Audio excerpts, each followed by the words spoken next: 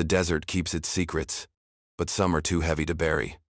A cavalryman sworn to duty rides beneath a banner of discipline, his heart chained to honor. A desperado branded by sin drags behind him the weight of blood and betrayal. By fate's cruel hand, their paths cross on a trail soaked with dust and danger. Pride should make them enemies. Necessity forces them into the same saddle of destiny. What happens next will not simply test their grit, it will strip their souls bare, and the frontier will never forget the cost. Don't forget to like this video and subscribe to the channel so you never miss a ride into the Old West. The desert stretched wide and merciless beneath a sky the color of bleached bone, the horizon trembling with heat as if the very air carried secrets too heavy for men to speak aloud. Dust storms rising in slow spirals that whispered over forgotten graves, scattering grit across the remnants of boots, rusted iron, and nameless bones swallowed by time. Into this vast silence rode Elias Boone, a cavalryman whose back remained ramrod straight in the saddle, though the weight of command pressed harder than the sun upon his shoulders. His uniform, once crisp, now dulled by sand and sweat. His saber hanging heavy at his side, not as a symbol of pride, but as a chain binding him to oaths he could neither renounce nor fully honor. And though his horse's hooves struck steady against the baked earth, his thoughts wandered down darker trails, toward orders barked in tones sharp as rifle cracks, toward faces of men who had followed him into fire and mud only to vanish into the earth, toward the Powder River skirmish where his decisions had condemned comrades to shallow graves, ghosts now marching beside him in silence that no bugle could honor. Boone was known among soldiers as steadfast, yet within him churned the quiet corrosion of guilt, the rusting of spirit that no polish could hide. For honor to him was not glory, it was burden, and every mile beneath the cruel sun made him wonder how much longer he could bear its weight. Yet across that same cruel land, another rider carved his own path. Cole Maddox, desperado, outlaw, hunted soul, a man whose name traveled saloon to sheriff's desk like a bitter taste, whose likeness curled on reward posters nailed to warped boards in towns he dared not enter, whose every breath carried the cost of blood spilled in gun smoke and betrayal. And though stories painted him as a wolf among sheep, he was less legend than weary flesh, his horse gaunt, his eyes hollow yet burning with the defiance of one who had outrun the hangman's rope more times than he deserved, a fugitive chased by bounty hunters whose greed sharpened their bullets. Each night camp a gamble, each sunrise another theft of time from the gallows waiting patiently somewhere ahead. Boone and Maddox had not yet seen each other, their trails separated by ridges and mirages, but the desert already conspired to draw them together. Two souls carrying burdens invisible yet mirrored, one bound by honor that suffocated him, the other by survival that cursed him, each man walking a line so thin it threatened to snap beneath the next gust of wind. The land itself seemed aware of what approached, the coyotes crying into the dusk with voices stretched thin like taut wire, the sun dropping low and staining the desert in fire, the air thick with tension as though the earth itself held its breath. For when these two riders' paths finally crossed, the silence of the desert would break, and in that breaking the frontier would remember not just their names but the terrible truth their meeting would unleash, that enemies made by law may be bound by fate, and fate does not ride with mercy. The canyon lay cracked and thirsty, its jagged walls casting long shadows over a spring that trickled faintly from rock, as though the earth itself offered one final mercy to those desperate enough to find it. And Elias Boone guided his horse down the slope with the instinct of a soldier who knew water meant survival but danger meant death, his hand never far from the revolver at his hip, eyes scanning every crevice, as if expecting the ghosts of his past to step out and challenge him. Yet what emerged from the shadows was no ghost but a man of flesh and dust. Cole Maddox, bent low beside the spring, scooping water into his scarred palms, his hat tipped back just enough for Boone to see the sharp lines of a face branded by 100 wanted posters, the outlaw's eyes narrowing as recognition flickered across them like the strike of a match. And in that instant the air between them turned heavier than iron, guns rising almost in unison, the cavalryman and the desperado locked in a silence more dangerous than any bullet, Boone's mind flashing with the image of his orders bring justice to lawless men, and Maddox seeing not a soldier but another noose tightening around his neck. Time seemed to stretch, the desert itself holding its breath, until a sound neither man expected shattered the standoff. The low, steady thrum of drums carried across the plains like thunder rolling out of the horizon, a sound too primal, too commanding to ignore, and with it came the distant cries, wild and fierce, followed by the unmistakable silhouettes of riders cresting the far ridge, a Sioux war party, their lances glinting like fire in the sun, their horses a tide of power moving with purpose straight toward the canyon. Boone's discipline fought to hold steady, yet even he knew no single man could face such numbers. And Maddox, though hardened by survival, felt the same truth strike him like a hammer. Their fight with each other would mean nothing if they were both cut down before the sun touched the horizon. Without words, without trust, instinct took command. Boone edged his horse closer to the outlaw, his revolver still raised but his eyes cutting toward the approaching riders. And Maddox, jaw tight, shifted his aim not at Boone but at the threat beyond, the smallest nod exchanged between them like a fragile truce carved by the drums of war. Then Boone jerked his reins, Maddox swung into his saddle, and both men spurred their horses deeper into the badlands, dust kicking high as arrows whistled in the distance, the canyon walls shaking with echoes of pursuit, and though they rode as enemies bound by law and blood,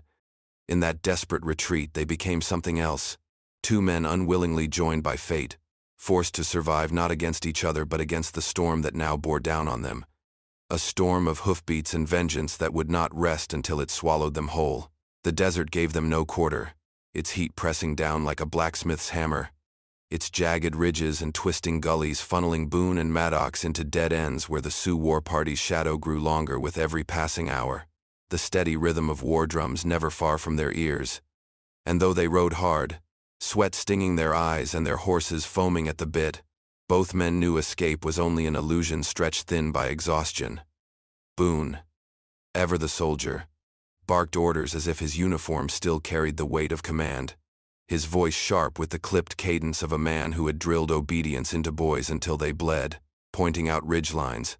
calculating distances, insisting on conserving ammunition and rationing water, his discipline forged in blood and hierarchy, while Maddox rode beside him with a crooked grin hidden beneath the dust,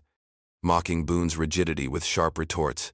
telling him that rules had no place in a land where death hunted faster than law, his laughter hollow, but cutting as he reminded Boone that the frontier swallowed men who clung too tightly to order. Yet beneath the banter, beneath the clash of duty and defiance, necessity bound them tighter than either man cared to admit, for each time Boone's careful eye spotted a safer trail or a patch of cover, Maddox followed, and each time Maddox's instinct for survival sniffed out an ambush or a shortcut through the rocks, Boone heeded it, and so their uneasy dance continued, two wills grinding like flint and steel, sparks of pride threatening to ignite even as the war party pressed them harder. When they stopped at dusk, huddled in the shadow of a dry ravine, Boone crouched over his canteen and spoke of conserving water, rationing every drop, while Maddox took a long swig from his flask and let the excess spill onto the ground with a deliberate smirk, saying a man was a fool to die thirsty while planning tomorrow, and Boone's jaw tightened so hard he thought his teeth might crack. But he said nothing, for both men could hear the distant cries and knew the Sioux would come with the night if not the dawn. Still, pride simmered like a fuse between them, each glance sharp, each word edged, neither willing to yield ground, yet neither ready to betray the truce carved not from trust but from desperation. And as the stars spread like cold fire across the desert sky, Boone laid out a watch schedule, his tone as unyielding as stone, while Maddox lay back against the rock, hat tilted over his eyes, muttering that he would wake when bullets started flying. Yet even he kept his pistol close, and Boone, for all his discipline, did not truly sleep, for both men knew that come the next dawn their fragile alliance would either carry them through the storm or collapse beneath the weight of their pride, and the desert would bury them without a name. The fire crackled weakly in the hollow of the ravine, its glow clawing at the darkness as if too small to hold back the night, and Boone sat rigid beside it, his hat pulled low but his eyes unblinking, fixed on the flames as if they were the faces of men he had left behind on fields of dust and blood, the names of comrades he had led into Powder River pressing against his mind like a weight that no silence could lift, his memories breaking through the disciplined armor he wore like cracks spreading through old stone. And across from him Cole Maddox leaned against a rock, hat tilted, the firelight etching deep grooves into his face, shadows hiding his eyes until they caught the glow and showed the truth of a man haunted not by battle orders, but by the raw cruelty of life on the edge of law. His family lost in a blur of gunfire and smoke, his world ripped apart by violence that left him hardened on the outside and gutted on the inside. Neither man spoke for long stretches, the only sound the hiss of the fire and the distant call of coyotes. Yet their silence was heavy, thicker than any words, for each carried ghosts that pressed closer with the night air, and when Boone finally broke it, his voice was low and jagged, telling fragments of a charge that ended in slaughter, of brothers who never rode back, and then fell silent as if ashamed to say more, while Maddox, after a long pull from his flask, muttered of a home burned, of a child's laugh cut short by gun smoke, and though his words were scattered and bitter, they carried the same sting of loss, the same unhealed wound, and for a moment their eyes met across the fire, two men so different in creed yet bound by pain that mirrored each other like reflections warped by broken glass. They did not reach for comfort, did not speak of trust, but the desert itself seemed to strip them bare, peeling away the armor of uniform and the bravado of an outlaw, leaving behind only men hollowed out by grief and carrying scars that no steel could see. And as the flames flickered lower, Boone poked the embers with the edge of a stick as though trying to stir life into what could not be revived, while Maddox's gaze drifted upward to the wide sweep of stars, his lips twisting into something between a sneer and a prayer. And in that fragile stillness their truce felt less like desperation and more like inevitability, for the desert had a way of showing men who they truly were. And under that sky, haunted by ghosts neither could silence, Boone and Maddox began to understand that survival was not only about outrunning death, it was about carrying the dead with them, and learning how not to collapse under the weight. The second day dawned blood-red over the desert, the sun dragging itself over the horizon like a wound reopening, and Boone and Maddox rode through the charred smell of smoke carried by the wind, the silence between them broken only by the weary snorts of their horses, until they came upon the splintered wreck of a wagon at the base of a shallow ravine, its wheels shattered, its canvas torn and burned, the earth around it scattered with broken barrels and dropped belongings that spoke of a family's hurried flight ending in ruin.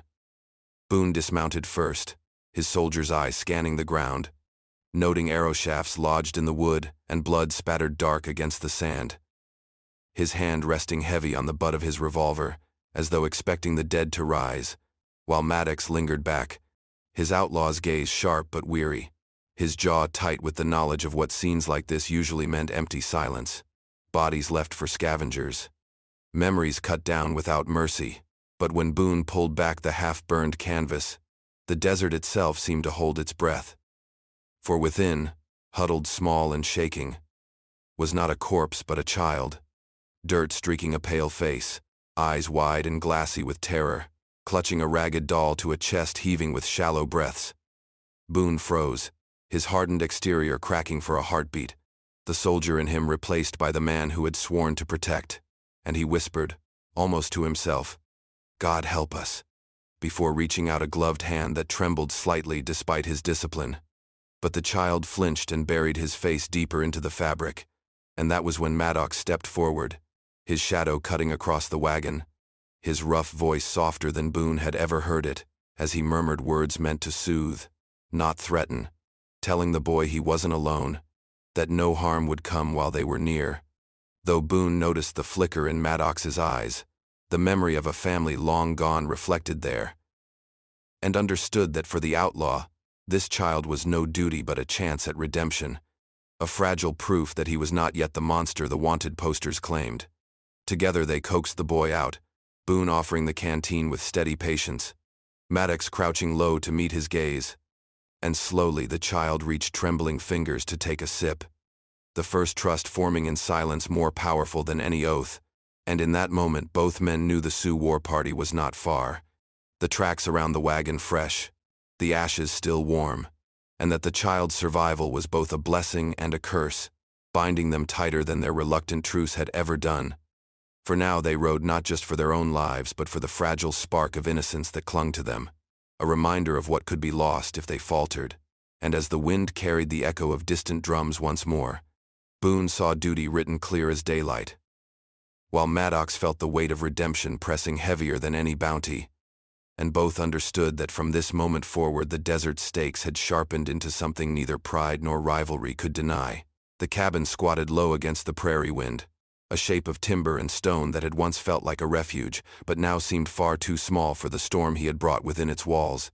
And as he swung the heavy door wide to let her in, the warmth of the hearth spilled across the threshold, carrying the sense of smoke and stew that had so long been wasted on only himself.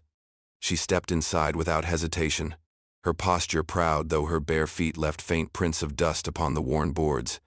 and he felt his throat tighten as he watched her eyes move not hungrily toward the table he had set with bread and beans, but searching every shadow, every corner, each exit and window with a sharpness that spoke of a life lived too long among enemies. Her silence stretched taut like a bowstring, making every creak of timber echo louder than it had ever sounded before. He busied himself at the hearth, ladling stew into a wooden bowl and sliding bread onto a plate, his hands clumsy as though he had forgotten the simple rhythm of hospitality. And when at last he placed the meal before her, she did not thank him with words but with a single glance, measured and cool, before lowering herself cross-legged upon the bench and beginning to eat, each motion deliberate, her fingers steady, her jaw working as if every bite were taken not from hunger alone but from the resolve to show she could not be broken even by kindness.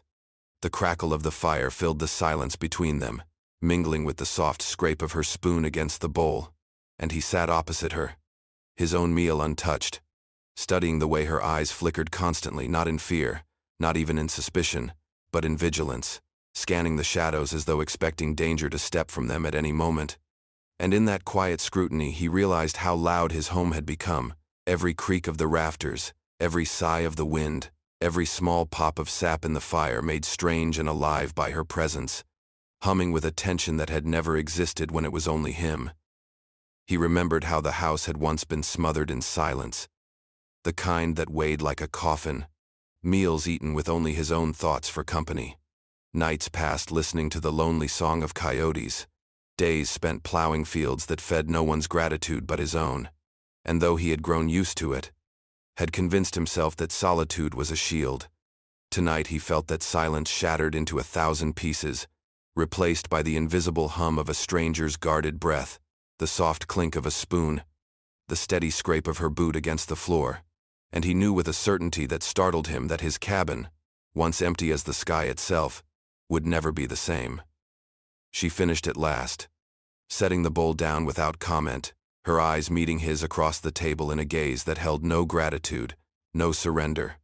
only a wordless declaration that she remained her own, bound to no man even here. And in that moment he felt the weight of what he had done settle deeper than ever before he had brought her here to end his loneliness. Yet what filled the cabin now was not companionship but a tension sharp enough to cut, a silence alive with unspoken truths. And though he did not understand it, though he could not name the force that had driven him to raise his hand at the auction, he knew as he stared into her unyielding eyes that the quiet life he had once clung to was gone forever. The canyon swallowed them whole, its walls rising sheer and jagged, narrowing to a throat of stone where the sun only spilled in thin streaks. And Boone reined in his horse with the calm focus of a soldier who had chosen his battlefield, his eyes calculating the angles of rock and shadow, the choke point that would turn numbers into a bottleneck, while behind them the war party thundered closer, hooves pounding like drums of judgment, their cries echoing through the gorge, fierce and certain.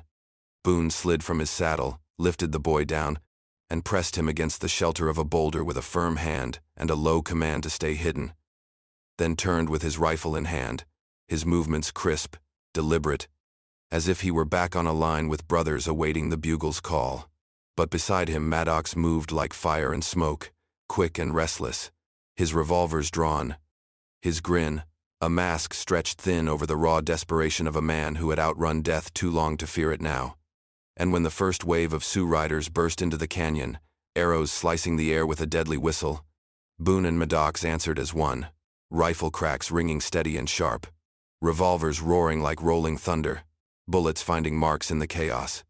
Boone called his shots with clipped commands, adjusting his stance, conserving every round as though each bullet was a soldier's life, while Maddox laughed hoarsely between volleys, firing fast, reckless, but deadly. his instincts honed on back-alley ambushes and frontier duels, and though their styles clashed in rhythm, together they became a single force, Boone's steadiness covering Maddox's fury, Maddox's wild aggression breaking the enemy's momentum where Boone's discipline held the line. Shoulder to shoulder they fought as if they had been forged for this moment. Enemies by oath but bound by survival's crucible. Their boots planted in the dust as arrows shattered against stone and ricocheted sparks into the air.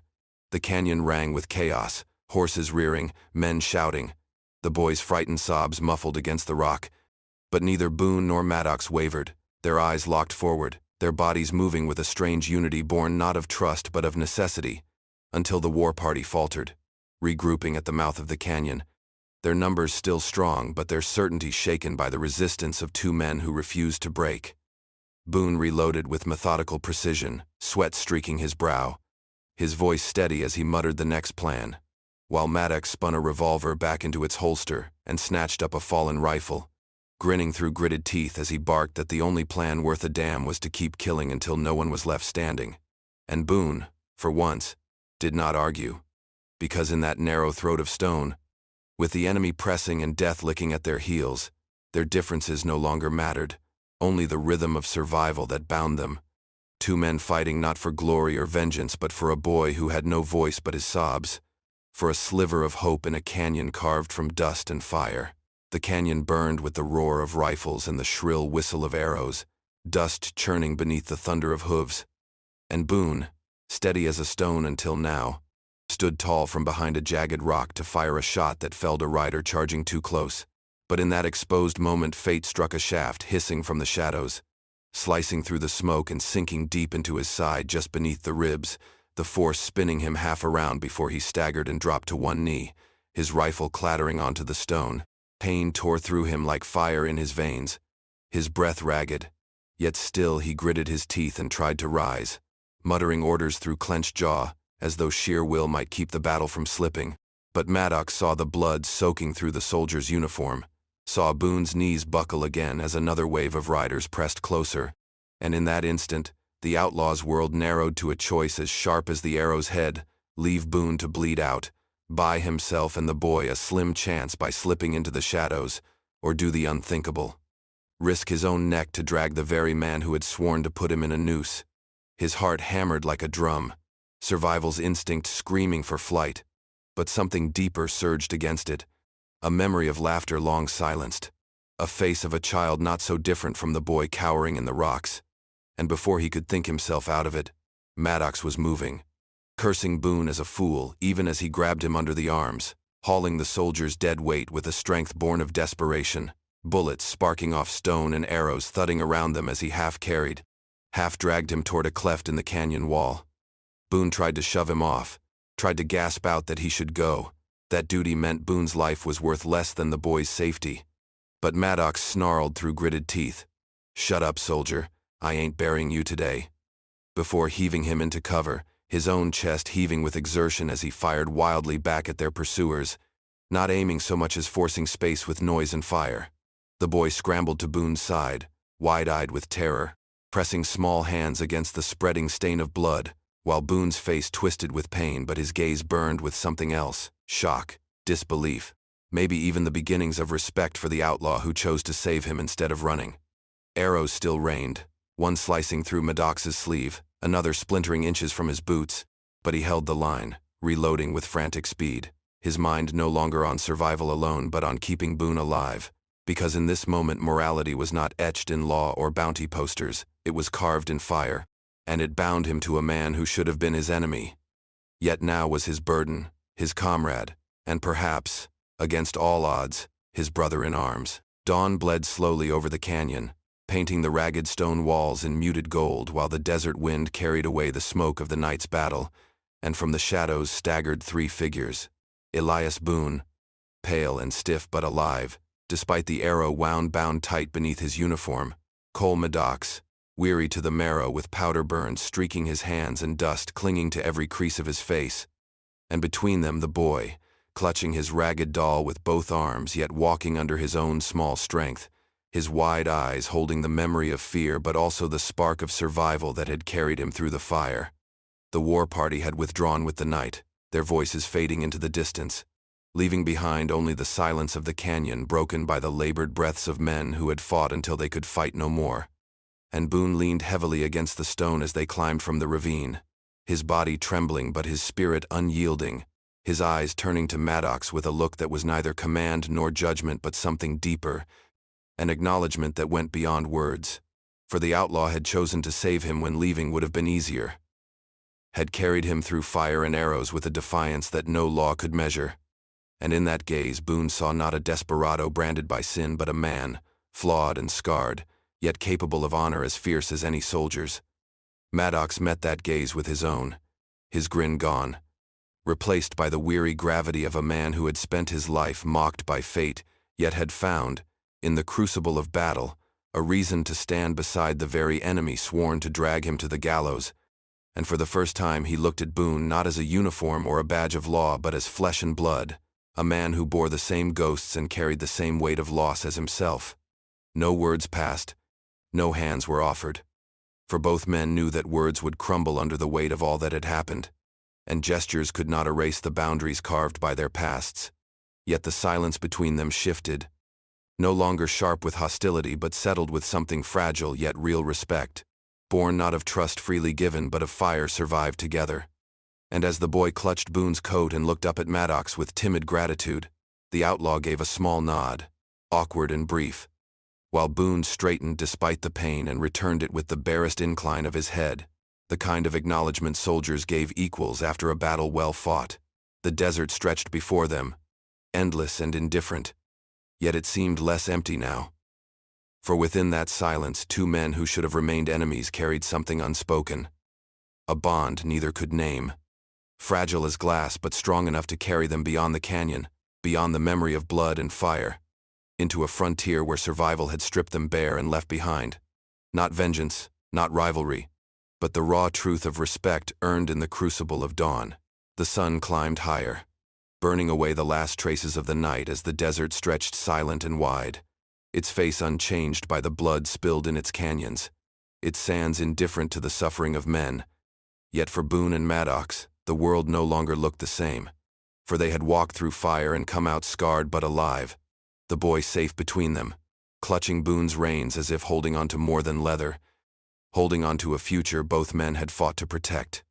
When they reached the fork in the trail, the inevitable weighed heavy.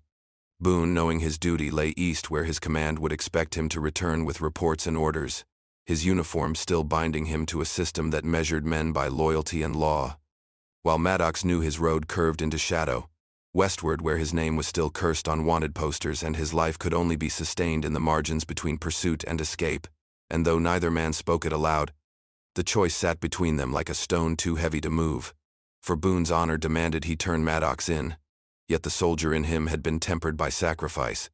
and the outlaw standing beside him was no longer the caricature of sin painted by bounty sheets, but the man who had lifted him from the dust when arrows rained down, who had chosen to save rather than abandon.